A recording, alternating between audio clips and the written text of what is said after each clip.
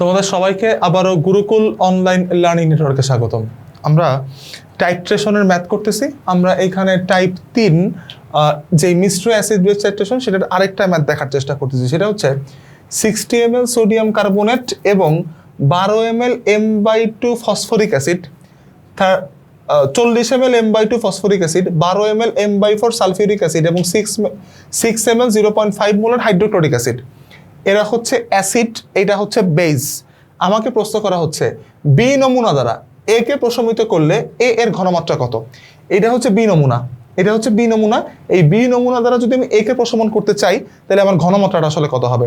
B নমুনা দ্বারা আমি যদি এ কে প্রশমন করতে চাই তাহলে আমার ঘনমাত্রা কত হবে। তাহলে আমার প্রশ্ন হচ্ছে এখানে বি নমুনা দ্বারা যদি এ কে প্রশমন করতে চাই তাহলে বি নমুনা দ্বারা এ কে প্রশমন করলে এর ঘনমাত্রা কত সেটা আমার নির্ণয় করতে হবে, অর্থাৎ ক্ষারের ঘনমাত্রা সোডিয়াম কার্বনেট ঘনমাত্রা কত সেটা কিন্তু আমার নির্ণয় করতে হবে।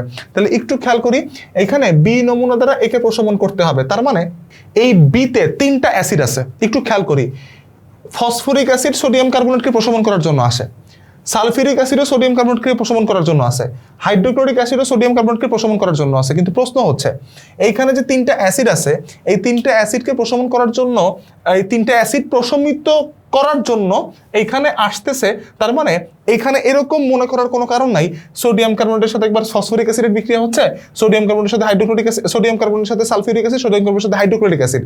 এইখানে আমরা যদি এরকম করি, যে আমরা হিসাবটা যদি এরকম করি যে এই একজনের সাথে পরপর 3 জনের বিক্রিয়া, তাহলে কিন্তু এই ম্যাথটা জটিল হয়ে যাবে।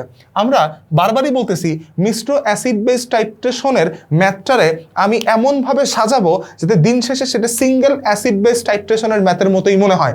তাহলে এই জন্যই আমরা এই কাজটা একটু করতেছি।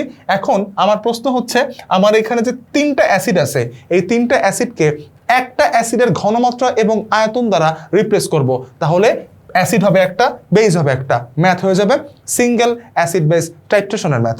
তাহলে আমরা একটু কাজটা শুরু করে দিই, কি কাজ করা যাবে। আমার এখানে 40 ml m/2 molar H3PO4 phosphoric acid আছে।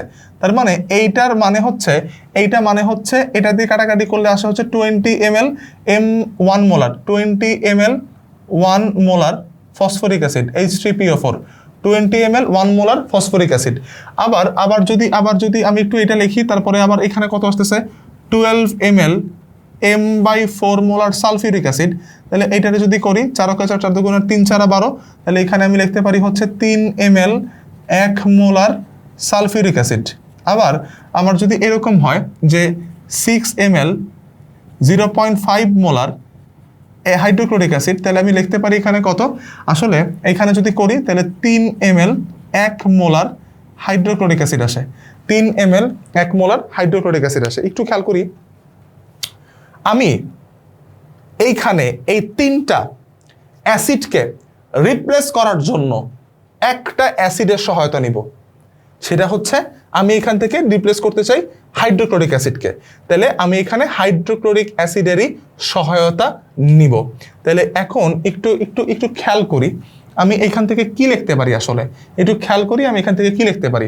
আমি এইখানে এই লাইনটা আর একটু নিচে লিখলাম, সেটা হচ্ছে কি আছে এখানে 6 ml 0.5 মোলার HCl, যেটা আমি বলতেছি 3 ml 1 মোলার HCl। তাহলে আমরা এইখান থেকে হাইড্রোক্লোরিক অ্যাসিডের সহায়তায় সালফিউরিক অ্যাসিড এবং ফসফরিক অ্যাসিডের ঘনমাত্রা এবং আয়তনকে রিপ্লেস করব। আমরা একটা বলতে পারি একটা ব্যাক ক্যালকুলেশন সিস্টেম শিখতেছি, সেটা হচ্ছে আমরা তুল্য সংখ্যা গুণ দিয়ে দিতেছি, কিন্তু এটার আসল ব্যাপারটা আমরা আলোচনা করব। তাহলে এখানে যে H3PO4 আমি বলতেছি H3PO4 এটার বিয়োজন করলে 3H প্লাস PO4 3 তাহলে এখানে যে 3 আছে, তাহলে আমি হাইড্রোক্লোরিক অ্যাসিডের ক্ষেত্রেও কিন্তু তুল্য সংখ্যা HCl, এইটার ক্ষেত্রে তুল্য সংখ্যা হয় কিন্তু 1 H প্লাস Cl মাইনাস। আবার সালফিউরিক অ্যাসিড H2SO4 এর ক্ষেত্রেও কিন্তু তুল্য সংখ্যা হয় 2 2H plus SO4 2 minus.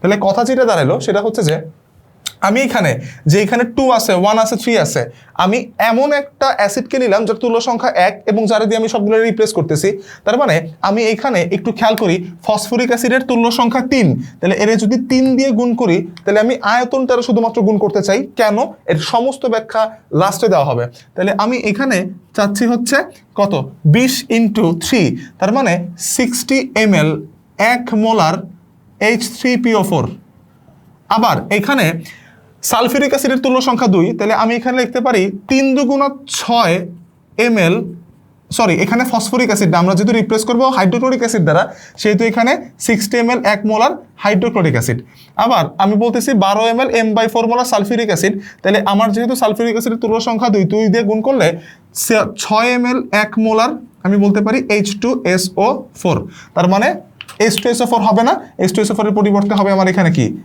HCl আর এখানে 3 ml 1 মোলার HCl মানে তো 3 ml 1 মোলার HCl যারা দিয়ে রিপ্লেস করতেছে তারা তো রিপ্লেস করার দরকার নেই তাহলে এখন আমি যেটা করতে পারি আমি এখানে যেই ব্যাপারটা করতে পারি এটা তো তুল্য সংখ্যা নির্ণয়ের ব্যাপার ছিল তাহলে তুল্য সংখ্যা নির্ণয়ের এই ব্যাপারটা শেষ করার পরে আমরা আসলে যে ব্যাপারটা একটু করতে চাই সেটা হচ্ছে যে আমরা এখানে তুল্য পরিমাণ তাহলে এখানে লিখতে পারি মোট তুল্য পরিমাণ HCl কত পরিমাণ হবে সেটা হচ্ছে 60 প্লাস 6 প্লাস 3 এত ml 1 মোলার তার মানে আমি এখানে লিখতে পারি 69 ml 1 molar 69 ml 1 molar sulphuric acid 69 ml 1 molar sulphuric acid তাহলে এই 69 ml 1 molar sulphuric acid 69 ml 1 molar 69 ml 1 molar hydrochloric acid এই 69 ml 1 মোলার হাইড্রোক্লোরিক অ্যাসিড এইটা দ্বারা এই তিনটাকে আমি রিপ্লেস করার পরে আমি পাচ্ছি হাইড্রোক্লোরিক অ্যাসিডের পরিমাণ 69 ml 1 মোলার এই 69 ml 1 মোলার হাইড্রোক্লোরিক অ্যাসিড এখন সোডিয়াম কার্বনেটের সাথে আমি সিঙ্গেল অ্যাসিড বেস টাইট্রেশনে যে প্রসেসটা করছিলাম সেই প্রসেসে আমি ব্যবহার করতে পারবো তাহলে আমি এখন একটু মুছে দিতে চাই এই দিকে একটু কাজ করব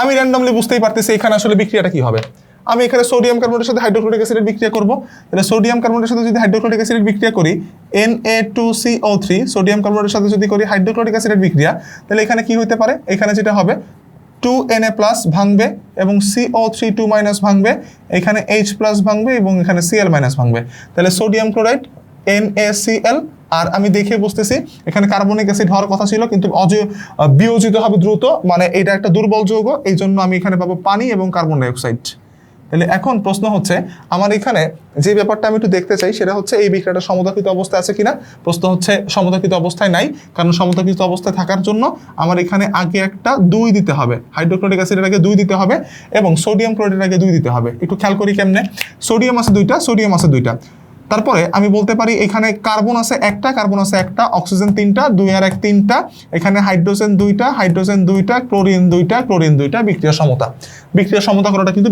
বেশ ইম্পর্টেন্ট তাহলে এখন আমরা যদি একটু বলি এখানে 1 মোল বেস 2 মোল ক্ষারের সাথে বিক্রিয়া করছে 1:2 তাহলে ক্ষার এবং অ্যাসিডের মধ্যবর্তী মোল সংখ্যার অনুপাত হচ্ছে 1:2 তার মানে 1 মোল ক্ষার 2 মোল অ্যাসিডের সাথে বিক্রিয়া করছে তাহলে এখন আমি যেটা বলতে পারি সেটা হচ্ছে যে আমি এখানে দেখো এইটা কিন্তু সিঙ্গেল অ্যাসিড বেস টাইট্রেশনের মতো হয়ে গেল তাহলে যদি সিঙ্গেল অ্যাসিড বেস টাইট্রেশনের মতো হয়ে যায় তাহলে আমি এখানে কি লিখতে পারি আমি এই সিঙ্গেল অ্যাসিড বেস টাইট্রেশনের মোল সংখ্যার অনুপাতীয় সূত্র এইটাই ইউজ করব Na/NB = VASA / VBSB তাহলে এইখান থেকে আমি যেটা বলতে পারি সেটা হচ্ছে আমার বের করতে হবে কি আমার বের করতে হবে প্রশমিত করলে এর ঘনমাত্রা কত এ কি বেস তাহলে বেসের ঘনমাত্রা কত তাহলে বেস এর ঘনমাত্রা SB এইটা আমার বের করতে হবে তাহলে ঘনমাত্রা SB এটা আমার বের করতে হবে বেসের তাহলে এখন আমি যদি একটু বলি এখানে SA কত সরি এখানে SA এই S এর ভ্যালুটা কত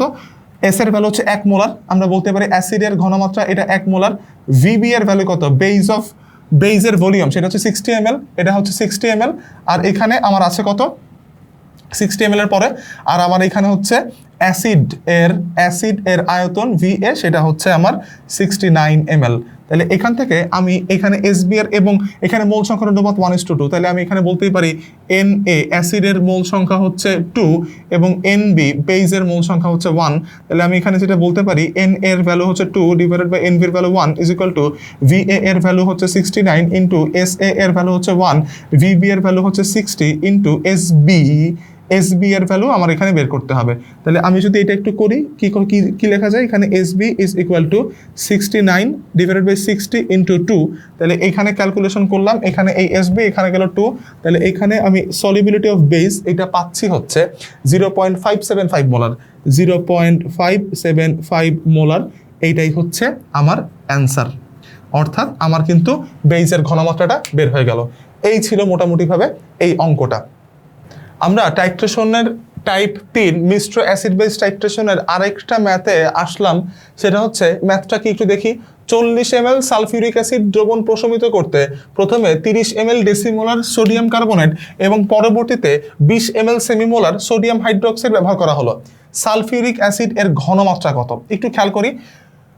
আমার এখানে সালফিউরিক অ্যাসিড H2SO4 এই দ্রবণকে প্রশমিত করতে দুইটা ক্ষার আসছে। ক্ষার নাম্বার 1 সোডিয়াম কার্বনেট, ক্ষার নাম্বার 2 সোডিয়াম হাইড্রোক্সাইড। তাহলে এই দুইটার দেখো 30 ml ডেসিমোলার এবং 20 ml সেমিমোলার, তাহলে এর ঘনমাত্রা আয়তন দেওয়া আছে। তাহলে আমি একটু কাজ শুরু করে দেই। তাহলে আমার এখানে সোডিয়াম কার্বনেট Na2CO3 এইটার জন্য আমি পাচ্ছি এখানে দেওয়া আছে কত, 30 ml ডেসিমোলার। ডেসিমোলার মানে কিন্তু 0.1 মোলার সোডিয়াম কার্বনেট Na2CO3।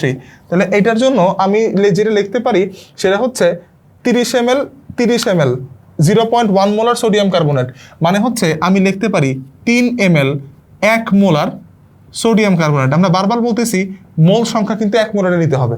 আচ্ছা, তারপরে এরপরে আমি যেটা বলতেছি সেটা হচ্ছে সোডিয়াম কার্বনেটের কাহিনী গেল। তারপরে আমি এখানে যদি বলি সোডিয়াম হাইড্রোক্সাইড, তাহলে সোডিয়াম হাইড্রোক্সাইডের পরিমাণটা কত আছে, সেটা হচ্ছে আমি এখানে বলতেছি কত, 20 ml সেমিমোলার। তাহলে সেমিমোলার মানে হচ্ছে 0.5 মোলার, সেমিমোলার মানে হচ্ছে 0.5 মোলার। তাহলে সেমিমোলার মানে 0.5 মোলার, এইটারে যদি আমি একটু ক্যালকুলেশন করি এটা হাফ লেখা যায়। তাহলে 10 ml 1 মোলার সোডিয়াম হাইড্রোক্সাইড। তাহলে এই হচ্ছে মোটামুটিভাবে আমার কথা। তাহলে আমি এখান থেকে 3 ml 1 মোলার সোডিয়াম কার্বনেট এবং 20 ml 1 মোলার সোডিয়াম হাইড্রোক্সাইড এই দুইটা জিনিস আমি এই দুইটা জিনিসকে আমি একটা জিনিসে রূপান্তরিত করব, অর্থাৎ দুইটা বেসকে আমি একটা বেসে রূপান্তরিত করব, দুইটা ক্ষারকে একটা ক্ষারে রূপান্তর করব। তাহলে এখন আমি যদি একটু বলি, এইখানে যে সোডিয়াম কার্বনেট আছে এই সোডিয়াম কার্বনেটকে আমি আসলে কি করতে চাই, সোডিয়াম হাইড্রোক্সাইড দ্বারা রূপান্তর করতে চাই। তাহলে আমি এখানে যেটা করতে পারি সেটা হচ্ছে 3 ml এর জায়গায় লিখতে পারি 6 ml 1 molar sodium carbonate Na2CO3, আর এখানে আছে হচ্ছে 10 ml 1 মোলার সোডিয়াম হাইড্রোক্সাইড।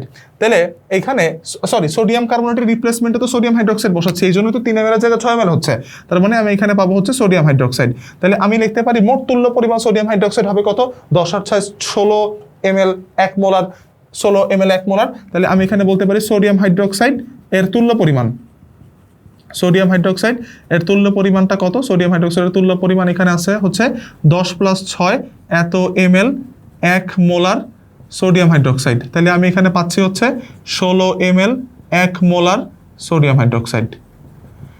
তাহলে 16 ml 1 মোলার সোডিয়াম হাইড্রোক্সাইড।